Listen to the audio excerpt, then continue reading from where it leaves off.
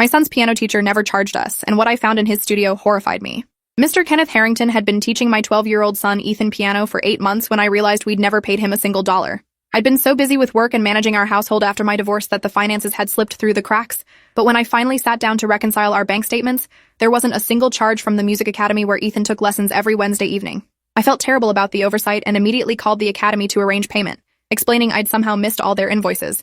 The receptionist sounded confused when I mentioned Mr. Harrington's name, putting me on hold for several minutes before coming back with an even stranger response. "Ma'am, we don't have any instructor by that name working here. Are you sure you have the right music school?" My stomach dropped because I'd personally driven Ethan to this exact building dozens of times, watching him walk through those glass doors into the lobby before driving away to run errands during his hour-long lesson. I told the receptionist I'd been dropping my son off at their location on Maple Street for months, and she insisted they only had 4 piano instructors on staff, none named Kenneth Harrington. She offered to check their visitor logs, but after a few minutes of typing, she confirmed no one by that name had signed in as a guest instructor either.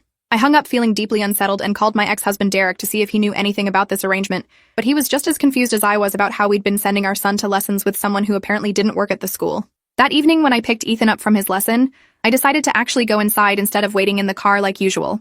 The receptionist looked surprised to see me and immediately said she'd been expecting my call earlier. I asked where my son's piano teacher's studio was, and she repeated what she'd told me on the phone. There was no Kenneth Harrington working here. "But my son has been taking lessons here every Wednesday for 8 months, I insisted, feeling my face getting hot with a mixture of embarrassment and alarm. "Can you at least tell me which studio he goes to?" The receptionist checked her computer and said there were no lessons scheduled for anyone named Ethan Walsh on Wednesday evenings, or any other day of the week. I felt the world tilting slightly as I processed this information, my mind racing through every Wednesday for the past 8 months when I'd dropped Ethan off at this building. The receptionist must have seen the panic in my face because she quickly called the manager, a middle-aged woman named Patricia Vega, who came out looking concerned.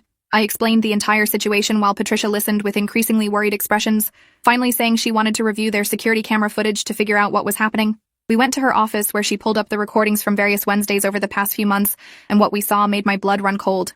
The footage clearly showed me dropping Ethan off at the front entrance, him walking into the lobby with his backpack, but then instead of going to any of the lesson studios, he immediately walked straight through the building and out a back exit into the parking lot behind the academy.